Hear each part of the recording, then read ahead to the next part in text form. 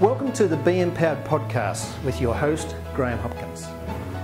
My goal is to help you regain your power by bridging the gap between who you think you are right now and who you really are. In simple language, that is like making your childhood dreams come true. This is for those who want to make an impact in their lives but don't know how to get there. Be ensured, when you know and feel connected to your spiritual mind, you master your world. Hey, thanks everyone for joining us on today's Be Empowered show. My guest is a very special man, Amir Zoghi, who runs a company called Be Free Events based in Sydney and LA. And it's amazing because Amir and I have some very similar interests in life. We both have, we both see life from a spiritual perspective. Some would say that we're both modern day philosophers. And now we also have the common interest in that we both see a spiritual significance in flying. And Amir's just this last year got his pilot's license. And Amir, welcome to the show and welcome to the field of aviation. Yeah, thanks, Graham. It's great to be speaking about what we're going to be talking about, spirituality, but also with someone who's so experienced in aviation. So, I look up to you in all the hours of aviation you've experienced. So. Well, it's amazing because we're both fulfilling our desires in a way, aren't we? I mean, my desire as a young person was to fly aircraft, and as life's gone on, I've kind of developed this thirst for spirituality, whereas you've kind of gone the other way. You, I believe, were a promoter of a lot of the gurus coming from America. Mm-hmm. And so your journey's kind of gone the other way. You've kind of made it in that field, and now you're seeking to fulfill your desire in through flying. So maybe you can tell us a bit about both of those things. Actually, the flying came first. My father he used to work in Iran in aviation and at the airport. And when he used to take me at like 3-4 years of age to work. And I mean, he was working on the ground there, but he would give me to the pilots who would go up in a 737 and do the, days flying, and they would take me in the cockpit, and then they would come back and give me back to my father at the end of the day, basically babysit me. So it was ingrained in me. It was in my blood. I remember, from the age of 4, just sitting at the edge of the runway. I mean, I was allowed to go. My father would take me on the tarmac, and I would watch these planes take off and the wheels go up, and so the flying's always been there. At age of 14, 15, I used to get up at like 5 in the morning and be at the airport, catch a bus, and watch the 6 o'clock landings coming in with my scanner and my photos and my camera, and so it's always been there. I went solo when I was 16,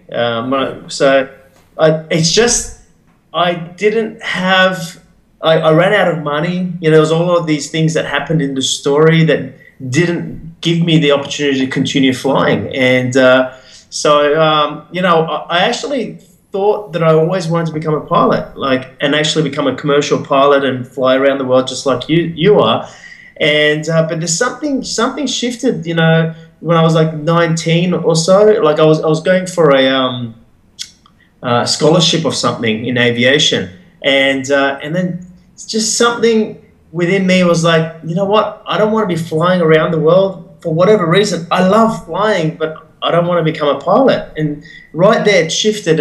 And the idea that I didn't want to become a pilot, well, I thought, I'll just change my route and went into business. And I didn't know that, it's only 16 years later I came back and realized, no, I still love flying. I don't have to be a pilot like a airline pilot. I can fly because I love to. And that's when I actually realized, why not get back into it? And I got back into it. But to answer your question, yeah, so the flying came first, and then when I realized I didn't want to become a pilot, I went and got involved in business, and my first 2 businesses failed, and I was on the verge of bankruptcy by the age of 21. And long story short, my 3rd business did well, and I became a promoter. And I was working with some of the largest speakers in the world. We became one of the largest promoters in Australia, promoting all these speakers and doing tours around Australia, New Zealand, and talking about personal development and stuff. So that's how I started, and I ended up selling that company, and that's where my soul searching really started, because the reason I moved on from that company is that I still realized there was an emptiness or a part of me that was unfulfilled. I would get moments of fulfillment, and then I would be left with this emptiness, as though there's got to be something more to this. Something within me or in my life still feels incomplete. I've gone and I had success, but I still feel it's not enough. And so then I started asking more questions, and with the support of my mother, who's a very wise lady, and she's kind of supported me on this path. She's just like, well, it's more. It's not all about the money and success in you. There's more to life, than that.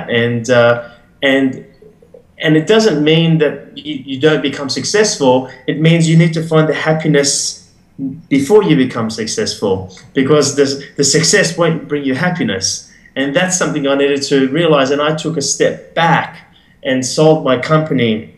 And, for about 6 to 9 months, Graham, I did nothing. I was just sitting there watching my bank balance just go down back to 0 and even -0.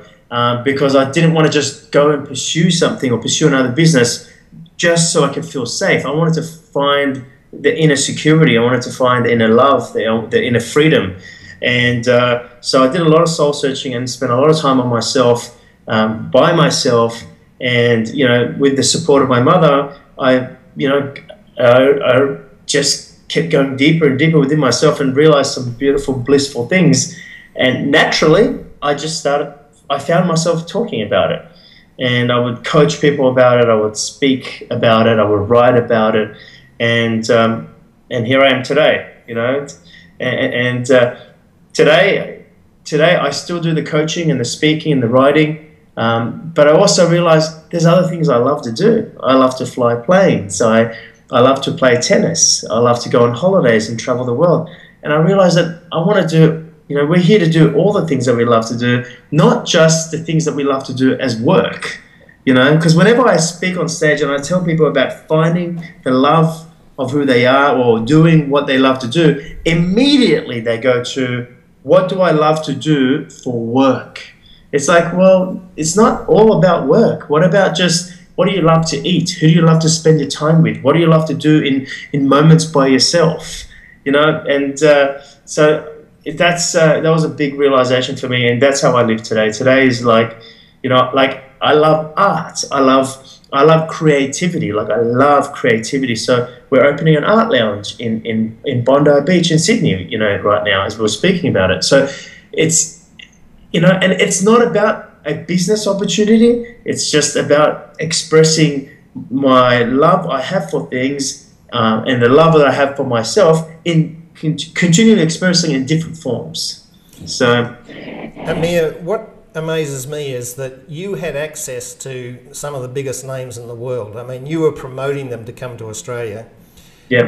And you would sit there in their seminars and listen to it, yet the penny still didn't drop, I take it, during those seminars. What is it they weren't delivering, and what is it you found after that? That's a really good question. I think one of the biggest reasons I felt drawn to promote some of the speakers is because, one speaker in particular started speaking about love. And my mum's always told me, Amir, life is about love. Who you are is love. You're here for love. Where you're going to love. Everything's about love. And I always try to, realize that. And that's what drew me into the industry, is because I found this one speaker speaking about love. And but exactly what you said is what happened, because I am sitting there and I would only promote a speaker not because they were profitable or they were marketable, but because I felt that they had something for me. You know, the next piece of the puzzle, the next crumb, if you like. And I continued to follow and listen and delve into different teachings. And there was still something missing. And what was missing, what I realized what was missing was me, you know, because I am just taking someone else's word for it. You know, I mean, everything sounded wonderful. You know, everyone's saying you should be positive. Everyone's saying you should do what you love to do. Everyone's saying you should live purposeful. I mean, it's not like what any of the speakers were saying was incorrect. And they all made me feel wonderful. But I was still missing. It was as though every speaker would be teaching the next tool, the next technique, you know, the next philosophy. And these are all ideals that they are using to sell. And, you know, what I realized ultimately is that for me to find me, there was no tools, there was no techniques. You know, it's about letting go of all the tools and techniques. In fact, when I really found myself was when I decided to no longer look for myself in another seminar or in another book, you know, and I said, I am not going to read another book. I am going to lock myself in a park or a cupboard or whatever in my room, and I want to spend enough time with myself for me to realize whatever someone else is talking about in some book. You know, I need to realize that, and the answer's got to come to me, you know. So that's when the biggest impact or the biggest drop took place in my life, when I stopped looking for the answer outside of me, and I stopped, you know, I used to meditate every day, Graham, because someone said you should meditate. Now, that sounded right, you know. It's like, that sounds like what you need to do, but I didn't feel to meditate. So I was meditating out of obligation, or out of I should be, because I want to be enlightened like that person. I want to have wisdom like that person. And I would sit there and meditate, but it wasn't my thing. And then I realized, hang on a sec, shouldn't I be following my feeling of what I feel to do?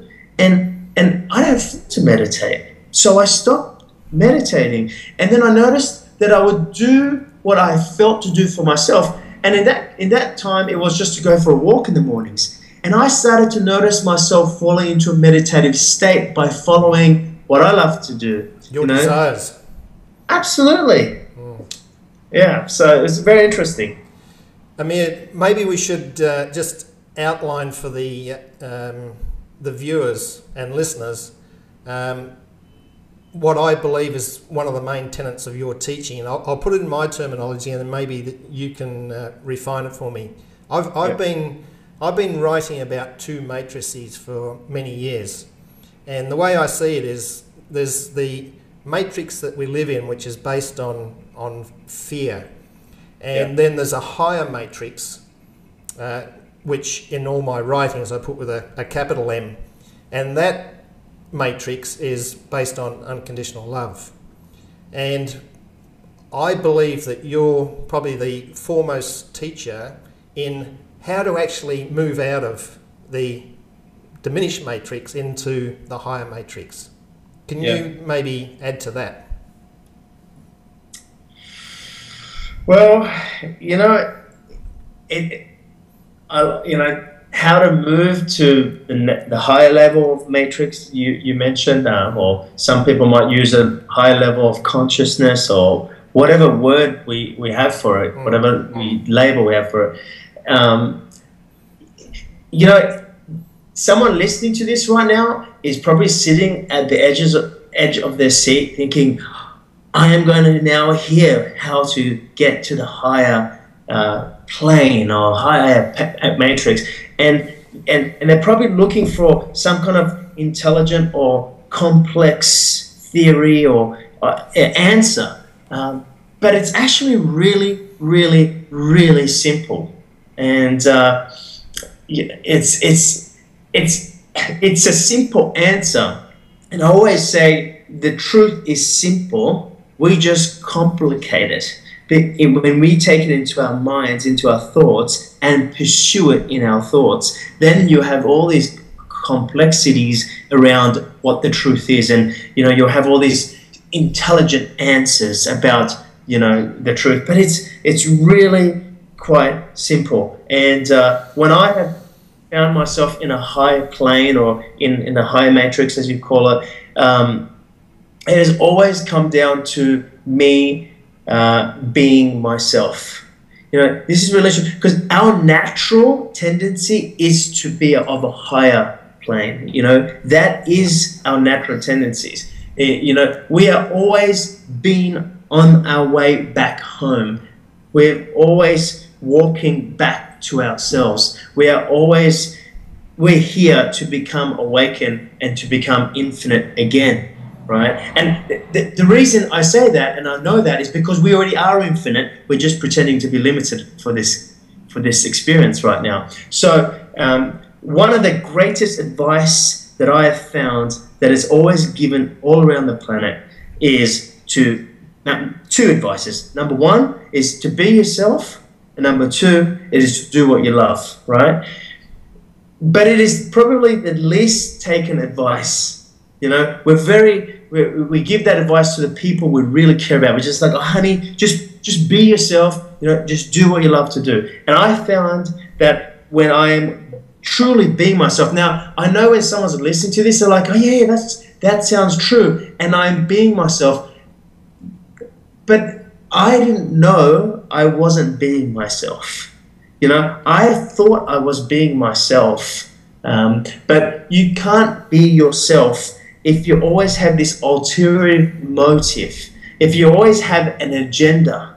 The reason why you're doing this is because you have a reason. You see, love has no agenda, love has no reason. So when someone is doing something or being someone because they have a reason behind that, and that reason could be to accomplish, it could be to be accepted, or it could be so they can have approval, or they can have security. When there's a reason, you are coming from a lower plane. You're coming from the matrix. Okay, so you're not using your infinite energy, which is love. When you allow yourself to be yourself, and the only reason, I'm going to use the word reason, the only reason someone is being themselves or doing what's true for them is because they are alive. When you're doing what you love, you are alive. Like, you are feeling love, you're experiencing freedom.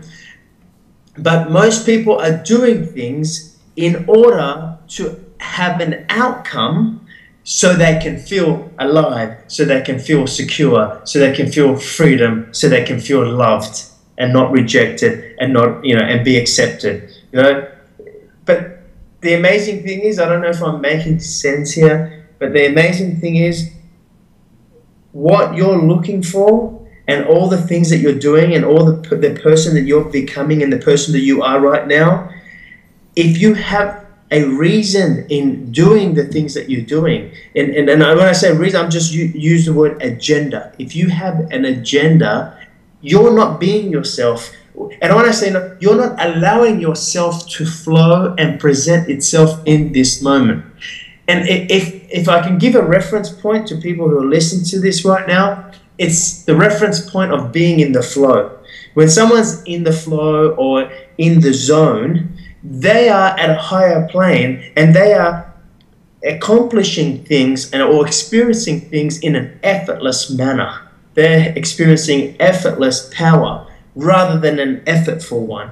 And in that moment, they found themselves without an agenda. In that moment, they found themselves completely in the moment, meaning that they are doing, or they were doing something, or they are showing up in this moment for no other reason but to be in this moment, if that makes sense.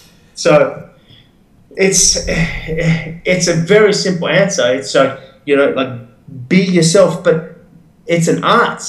There is an art to be able to be yourself. There is an art to be able to do what you love to do, because most people think, this is what I love to do, but they're thinking, I love this because if I can do this, then I can become rich, or I can have a secure life, or people will appreciate me, you know, people will recognize me. Like, there's all these things. You know, Graham, I always know when someone is coming from a higher plane, if you like, when they're doing what they love to do. I believe someone when they say, I love what I do, when I say to them, why do you love it? And their answer is, I don't know, I just love it. Can you see what I mean? Yeah. Like, there's no reason there of why they love it. I think one of the best examples, recent examples of being in the flow, was Wimbledon last Sunday night with Roger Federer. I mean, right. this guy is so effortless in his playing. Would you agree with that? Yeah, totally. I love watching Roger play. Yeah. Yeah. You see that in a lot of athletes, you know. There is that effortlessness about it. So, Amir, what is it that keeps people trapped in their own limitations? Well, that's, you know, the reason why people feel trapped in their own limitations is because their limitations that have formed has formed because of their identity of who they think they are. Because who you truly are is not limited. Who you're pretending to be is limited. So we cage ourselves amongst the identity of who we think we are. If we think that who we are is this physical experience, rather than the feeling that arises within or through this physical experience, you know, that sense of aliveness, that love, you know, if you think this is who you are here to be limited, and you will experience limitation. Don't get me wrong, you could accomplish many things in this world, but none of them will give you a sense of peace or a sense of freedom. Yeah. They may give you moments of freedom, you know, a moment of freedom, but you're not free. I always like the way that I like to describe it is that when you think this identity is who you are, you live in a prison. But lots of people use their identity to accomplish many things, right? And become very successful and very powerful people in this world. But you're still living in a prison. You might have built a penthouse within the prison, but you're still limited. Yeah. You still feel like you're incomplete. You still feel like there's something missing. You're still fearing your own death. You still fear. And that's, you know, if you fear death, you fear life. So, you know, yeah, if you fear life, how can you really feel what it means to be alive? Amir, I don't know whether you'll be able to see this on Skype, but this is your first book. Yes. It's called The Greatest Kept Truth. And I picked it up again yesterday, and the first sentence in the book says, you are seeing your world through separation. Yeah. That's your first statement. Yeah. What do you mean by that? Well, what you see, if you're using if you're interpreting your life, your world through what you see in your eyes, you see the world through separation. So as though I am over here, you're over there. Rather than connecting to a space or a feeling that arises within you, where, you know, sometimes, because it's very difficult to explain this because we use the world of separation to understand. You see? So I understand you're over there, and you're sitting in Dubai right now, and I'm sitting in Bondi. I understand that. If I was to take the world separation away and realize that you're not actually there, and I'm not actually here, and I'm not actually saying these words, it's actually you, the audience, or you as Graham, saying these words through me, you know. And this, you see, you cannot understand oneness. You know, it's not something, the truth cannot be understood, because the moment you understand truth, it means you understand a version of truth. You know, you cannot understand it. It is about being in the unknown. It is not about knowing. It's about having a sense of knowing in the unknown, or a sense of certainty amongst the uncertain, right? So, but to answer your question,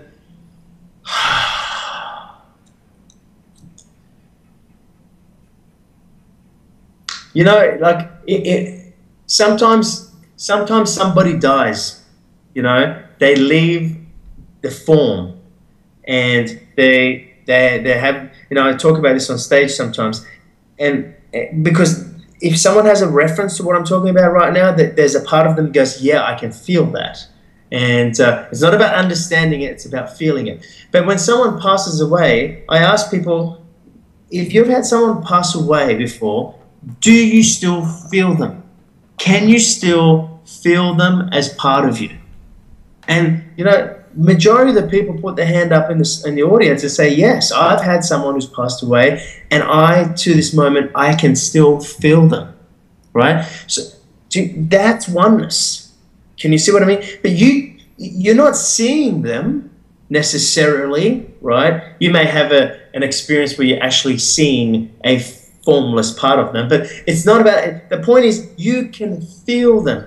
And in our feelings, not in our emotions, but in our deepest core, our feeling, we all feel each other.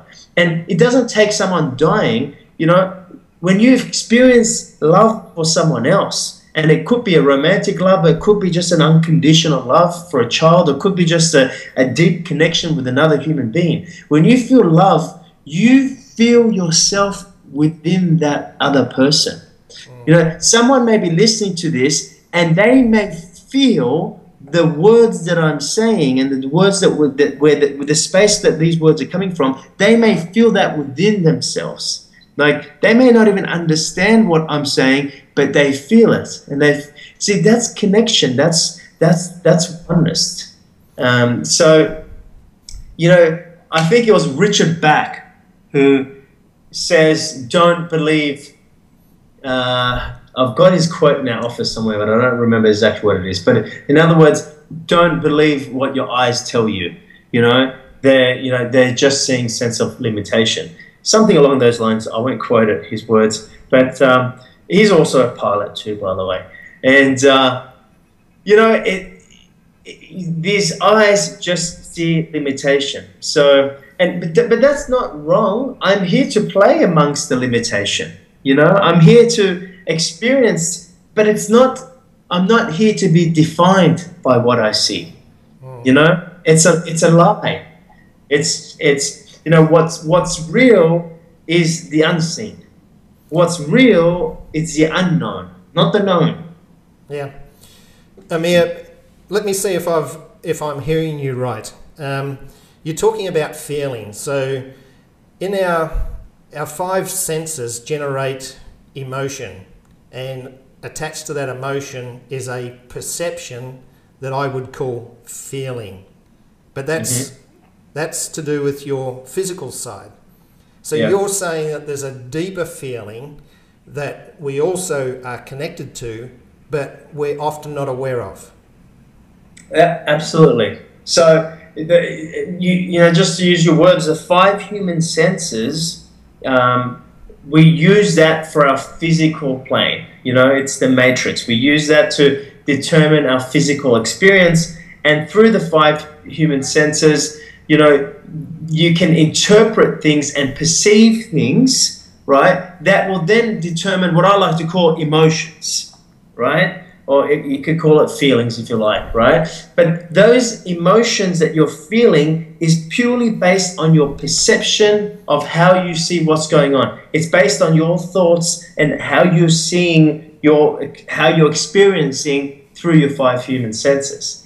There is another sense that we have, which is called our 6th sense, right? That is not influenced on what is going on in the physical world. It's pure. It's like I said, it's not influence. It's unconditional.